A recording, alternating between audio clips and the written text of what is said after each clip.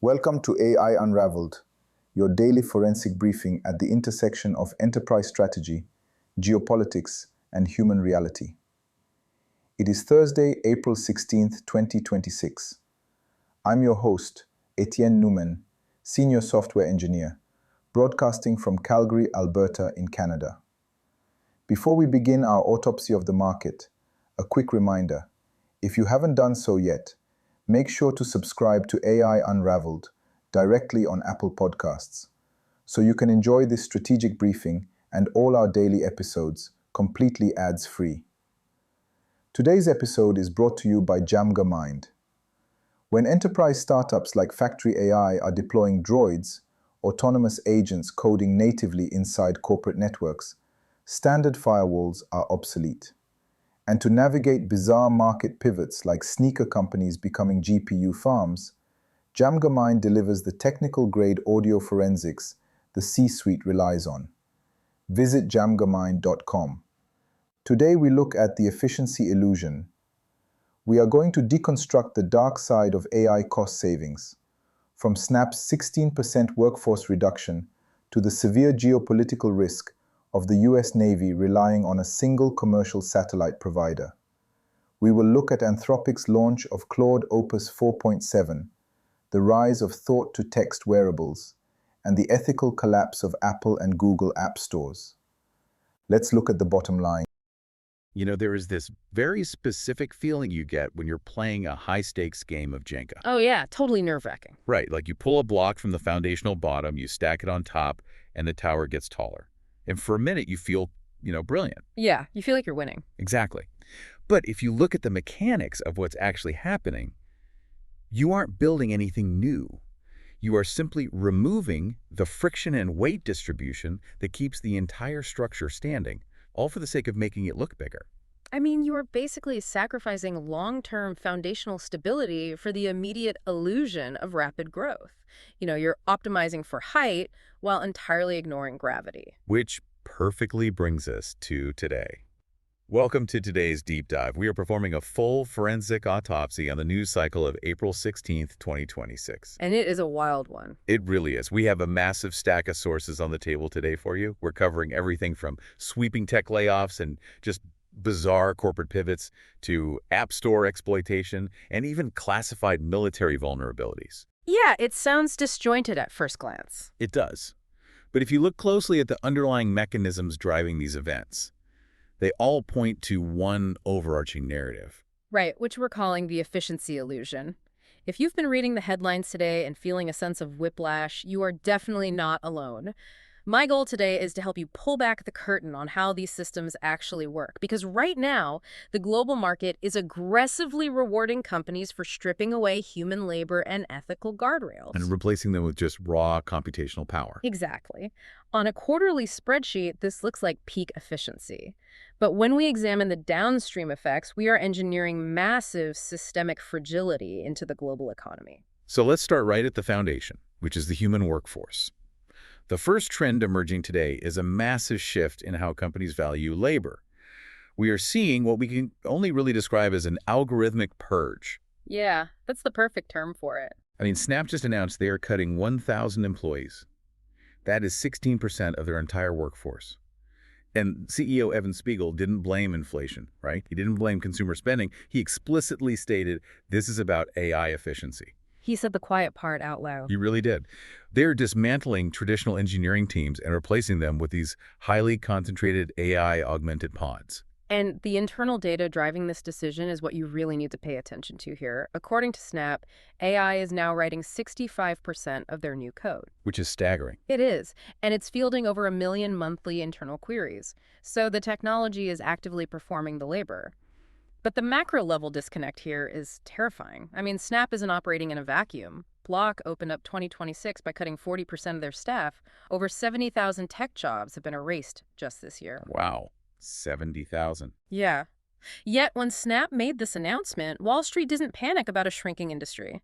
Snap's stock jumped 7 to 9% on the news, specifically because they are targeting $500 million in annual payroll savings. The market is aggressively rewarding the removal of human beings from the operational equation. And when you look at the specific tools driving this purge, you start to understand the underlying mechanics of why these companies are so confident in just tossing their workforces overboard. Like Anthropic just dropped Claude Opus 4.7 today. Oh yeah, I was reading about that. And the major leap forward isn't just that it understands code better. It's the mechanism of how it works. It can handle complex, long-running coding tasks and actively devise ways to verify its own outputs. Right, it's essentially checking its own homework before a human ever even sees it. Exactly. We are witnessing the transition from AI as a passive co-pilot to AI as an autonomous agent. Instead of a human, writing a prompt and waiting for a text response, an agent is given a goal, and it executes a series of actions across different software programs to actually achieve it. It's doing the driving. Yeah. And you can see this enterprise adoption scaling rapidly with companies like Factory AI. They just raised $150 million at a $1.5 billion valuation to build these enterprise agents they're calling droids. I was reading up on how these droids operate, and the engineering behind it is fascinating. They don't just use one massive, expensive AI model for everything, right? They act kind of like a triage nurse in an emergency room. Oh, that's a good analogy. Yeah, so they read the complexity of the task and dynamically route it. If it's a highly complex logic problem, they send it to a powerful frontier model. And think of a frontier model as like the most advanced, expensive brain in the room. Right. But if it's just basic data formatting, the droid quietly routes it to a smaller, cheaper model. And that routing mechanism is absolutely crucial for enterprise survival right now. The industry refers to this concept as token maxing. Token maxing. Yeah, so think of a token like a tiny fraction of a word or a single puzzle piece of data that the AI charges you to process. Every time you ask an AI a question, you are spending money on compute. Okay. So for companies trying to manage these massive new software budgets, Factory AI's droids offer cost-conscious automation. It makes the transition away from human labor financially irresistible. I mean, even Apple is bowing to this reality. They are pulling 200 of their Siri engineers off their normal duties for a multi-week boot camp. Wait, just to train them? Just to learn how to use AI coding tools like Claude Code and OpenAI's Codex. But if we look at the underlying logic of the market here, I have a genuine question about where this all ends. Because it feels like a factory owner firing the entire assembly line because a new machine is twice as fast. Right. The margins look fantastic today, sure. But if AI writes the code, handles the customer service, does all the knowledge work, who is left with the disposable income to actually buy the software subscriptions or click on the targeted ads? That is the million-dollar question. If you erase 70,000 highly paid salaries, aren't these companies just eroding their own consumer base? You've identified the fundamental flaw of the efficiency illusion right there. Companies are hyper-optimizing for short-term microeconomic savings. They are looking strictly at their own balance sheets and celebrating the reduction in overhead. But they are entirely ignoring the macroeconomic stability of the system they rely on. Right, the Jenga tower. Exactly. If tens of thousands of workers lose their purchasing power, the downstream effects on consumer spending are catastrophic. But Wall Street algorithms don't measure downstream societal effects. They just measure the immediate reduction in operational costs. Which raises another massive question for me. If a company suddenly saves $500 million in payroll, that capital doesn't just sit in a checking account. Where is it actually going? And it turns out it's being weaponized to buy hardware. Which brings us to Allbirds. The sustainable footwear company. Well, formerly the sustainable footwear company. I mean, this was the darling of Silicon Valley, a brand that peaked at a $4 billion IPO in 2021 by promising eco-friendly shoes. Yeah, I remember the hype. Today, they announced they are officially ditching sneakers entirely. They sold off their brand assets for $39 million, and they're completely reinventing themselves as a company called New Bird AI. This is a textbook case of corporate capitulation. They secured a $50 million financing deal specifically to purchase GPUs. Graphics processing units. Yeah, the specialized microchips required to train and run artificial intelligence. Allbirds is legally stripping its public benefit sustainability status and converting its gutted infrastructure into a GPU-as-a-service rental business. They are literally buying the chips and renting out the computational power to other companies. And the market reaction was unbelievable. Their stock ticker plummeted for years while they made shoes, but the moment they announced they were becoming a server farm, the stock skyrocketed over 600%. That's insane. It lifted their market cap to $22 million. They abandoned their entire founding mission, and Wall Street basically threw a parade. And this is exactly why due diligence is critical right now. Because for enterprise leaders trying to assess if they should invest in GPU infrastructure or actual product development, following the herd is financial suicide. Jamgamine provides the human-verified technical-grade audio forensics required to make these massive capital decisions safely. Visit djamgamine.com. The reality is that this Allbirds pivot is just a symptom of a massive hardware scramble happening at the highest levels of the global supply chain. Oh, absolutely. The compute crunch is a very physical bottleneck. Elon Musk's Terafab project, which is a joint venture between Tesla and SpaceX, is actively pressuring chip-making equipment suppliers like Applied Materials and Lam Research to move at, quote, light speed. Light speed. Yeah. They are trying to build a massive pilot line to manufacture their own silicon by 2029. And the existing chip makers like ASML and TSMC just released incredibly strong forecasts because the AI spending boom is just completely unchecked. The National Interest even published an analysis today stating that computing power isn't just a corporate asset anymore, it is the new high ground for geopolitical dominance. But looking at this from the outside, I mean, gutting a shoe company to rent out server space feels eerily familiar to me. It reminds me of those iced tea companies back in 2017 that suddenly added the word blockchain to their corporate names just to artificially inflate their penny stocks. Oh, yeah, I remember that. Right. So are we witnessing brilliant capital reallocation here? Or is this the undeniable peak of a dot-com style bubble? Honestly, the mechanics are identical to a speculative bubble. When the market stops rewarding companies for creating actual consumer value, like, manufacturing a durable product that people want to buy, and instead rewards them purely for hoarding raw computational power, that economic structure is highly fragile. It's all speculation. Yeah, it indicates that the underlying economics of the technology haven't normalized yet. Everyone is desperately trying to sell pickaxes during a gold rush, even if they have to burn down their own shoe store to do it. Listen, trying to navigate this massive shift in labor and compute based on Twitter hype is corporate malpractice. Stop collecting shiny beta apps and start deploying actual infrastructure. Yeah. Etienne has audited the market for the AI Unraveled community. Head over to djamgamine.com/toolkit for the AI Executive Toolkit. This is a private, forensic vetted stack featuring tools like Chatbase and 11 Labs enterprise-grade weapons designed to drive actual governed ROI. And governed ROI is so important right now. It is. But as much as we talk about governed ROI and enterprise safety, there's a massive blind spot here. When we look at the consumer level, safety feels pretty much non-existent. The human cost of this efficiency illusion is staggering. We call this the ethics void. It is perhaps the most cynical mechanism operating in the tech ecosystem today. A deeply disturbing report dropped today from the Tech Transparency Project. They found that both the Apple and Google app stores are actively hosting and promoting nudify apps. Yeah. For anyone unaware, these are mobile tools that use AI to digitally undress people in photos without their consent. It is the mass automated proliferation of non-consensual deepfakes. And the scale of this is what you really need to focus on. We're not talking about some dark web fringe operation requiring specialized browsers, right?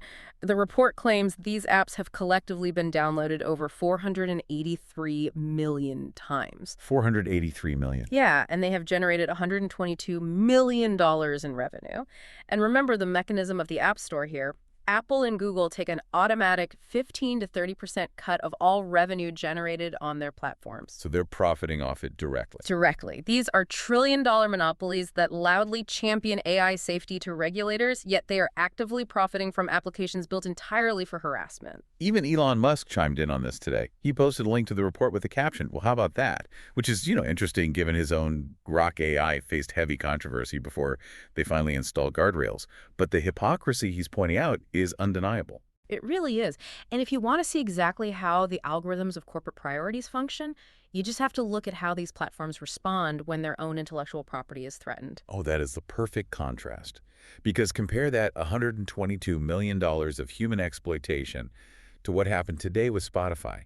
Spotify, alongside Universal, Warner, and Sony Music, just won a $322 million default judgment against a pirate group called Anna's Archive. Right. The group scraped 86 million songs to train AI models. The judge ordered a permanent injunction and forced internet service providers to block the website entirely. We also saw Variety report today that Val Kilmer is being digitally resurrected by AI for a new movie, as deep as the grave, with his likeness rights securely negotiated, protected, and monetized by Hollywood studios. They lock it down when it's their money. Exactly. I'm trying to wrap my head around the double standard here. Hmm. If you steal a copyrighted Spotify track, or you infringe on a celebrity's corporate-owned likeness, an army of lawyers will bury you, and the platforms will scrub you from the internet in milliseconds. But if an app generates millions by violating the bodily dignity of everyday citizens, it just operates as business as usual. Why is one caught immediately, while the other is allowed to scale to nearly 500 million downloads? It comes down to the underlying architecture of content moderation. When a copyrighted song is uploaded, platforms use automated hashing. So they compare the audio signature against a database of registered corporate IP, and they block it instantly. It's cheap, it's efficient, and it protects their legal liability. Right. But policing non-consensual imagery requires subjective review. It requires human moderators, nuanced context, and ethical judgment. Ethical guardrails introduce friction, and friction costs money. When raw user engagement and automated revenue are your only metrics for success, human dignity simply becomes an acceptable casualty on the balance sheet. Wow. Yeah, they protect intellectual property with automated lethal force, but human rights are left to the terms of service algorithm. That is a very bleak reality. But if we scale this framework up, the stakes go far beyond the App Store. The drive for efficiency over resilience is fundamentally altering national security. And this is the final pillar of the efficiency illusion. I refer to it as existential reliance. We learned today that Google is in active talks with the Pentagon to strike a classified AI deal. They want to allow the Department of Defense to run Gemini models in highly classified, air-gapped settings. Now, Google has proposed language blocking the AI from being used for mass surveillance or for running autonomous weapons without human control. Right, they have to put that in. Yeah, the stated goal is simply to help the military cut costs and speed up administrative intelligence work. Once again, the justification is operational efficiency. But we have to look at the structural vulnerability of outsourcing critical national infrastructure to private tech monopolies. We received a terrifying case study on this today regarding SpaceX and the U.S. Navy. Internal Navy documents were revealed today, showing that during a drone test off the California coast last August, a global Starlink outage knocked out communications for 24 unmanned Navy vessels. 24? These ships were completely dead in the water, their operations halted for nearly an hour. And the documents showed this wasn't an isolated incident. Earlier in the year, Starlink's network literally couldn't handle the data bandwidth required to control multiple drones simultaneously. It's just wild to think about. To me, the mechanism of failure here is the scariest part. We're talking about the U.S. military outsourcing its communication nervous system to a private vendor. It is the equivalent of a major metropolitan city deciding to rent its municipal water supply from a Silicon Valley startup. That's exactly what it is. Right. Like what happens when that startup pushes a bad software update or has a server crash during a real geopolitical conflict? You've isolated the exact systemic bottleneck there. The U.S. government is trading robust, internally controlled, redundant infrastructure for the cheap, fast efficiency of a few interconnected megacorporations. SpaceX holds a near monopoly in low Earth orbit communications for the military. And to show you how consolidated this power is, Bloomberg reported today that Alphabet, Google's parent company, is poised for a $100 billion windfall, purely on its early investment in SpaceX. So they're all connected. Exactly. The geopolitical security of the nation is bottlenecking through the server farms of a handful of tech executives. And the sheer omnipresence of these specific companies in our daily lives is accelerating so fast. I mean, if you look at the product releases, just from today, Google rolled out a native Gemini Mac app designed to run in the background of your computer. Always watching. Yeah. Perplexity released a personal computer desktop app. Adobe debuted Firefly AI Assistant for cross-app workflows. Canva is using AI to defend its $42 billion empire. Anthropic is shifting Claude enterprise pricing to squeeze power users. Google released Gemini 3.1 Flash text-to-speech. GPT 5.4 Pro just solved the 60-year-old math problem. It's everywhere. It is. Sabi, a Silicon Valley startup, unveiled a literal thought-to-text Beanie wearable. It uses EEG metal discs to physically measure the electrical activity of your brainwaves and type words on a screen without you moving a muscle. Wow. Even YouTube is finally letting people turn off shorts and cursors using XAI as infrastructure. It's a barrage of integration. It really is. And when you connect all these threads, the pattern of existential reliance is crystal clear. From the native software tracking our daily desktop habits, to the EEG discs reading the electrical impulses of our thoughts, to the military drones guarding our coastlines, we are actively handing over foundational societal control to a handful of platforms. The same platforms we've been talking about all day. The very same platforms that are currently gutting their own human workforces and ignoring basic ethical safety in the ruthless pursuit of computational efficiency. So let's synthesize everything we've uncovered today. We performed an autopsy on the efficiency illusion. We explored the algorithmic purge, where companies lay off thousands of workers because AI agents can now write and verify their own code, and Wall Street just rewards the destruction of human labor. Yep. We examined corporate capitulation, watching a sustainable shoe company abandon its mission to become a server farm in a massive GPU bubble. We confronted the ethics void, where trillion-dollar monopolies violently protect corporate copyright but profit off the algorithmic exploitation of everyday people. And finally, we looked at existential reliance, where even the U.S. military is vulnerable to the server uptime of private tech monopolies. We have spent this deep dive exploring the underlying mechanisms of this transition. But I want to leave you with one final thought to mull over. If the entire global system, from the code that secures our bank accounts to the drones that guard our borders to the very thoughts we type onto our screens, is being aggressively optimized purely for machine efficiency over human resilience, human resilience is being sidelined entirely. So what happens to society on the day the black box inevitably breaks and there are no humans left who actually know how to fix it? That Jenga tower is getting awfully tall. Thank you for joining us today to unpack it all. Subscribe to AI Unraveled on Apple Podcasts to always listen completely ads-free. That concludes our forensic briefing for April 16th. The strategic signal for today is disconnect. We are witnessing a profound fracture between what the market values and what society actually needs to survive. Wall Street is cheering while a footwear company abandons sustainability to become a GPU farm. The stock market is rallying because Snap fired 1,000 human beings after an algorithm learned to write 65% of its code. And while Google and Apple preach AI safety, they are quietly profiting from digital abuse. The algorithms are ruthlessly efficient, but they are creating an incredibly fragile world. A world where the US Navy loses control of its drones simply because a commercial billionaire's satellite network had a glitch. If you want to own your infrastructure, instead of being a casualty of this efficiency purge, you need the right stack. Your inbox full of theoretical PDFs isn't going to save you. Head over to djamgamind.com/toolkit for my AI executive toolkit.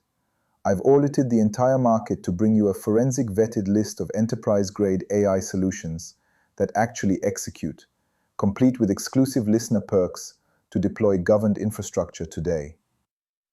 This episode was made possible by Area and djamgamind. Hit subscribe on Apple Podcasts to enjoy this briefing completely ads-free. I am Etienne Newman. Stay sharp and keep unraveling the future. And before you go, if your company is building the tools that power the workflows we talked about today, I'd love to showcase them to this audience. We don't just run ads, we build technical simulations that prove your value. Let's build something together. Visit jamgamind.com/partners to get started. Until next time, keep building.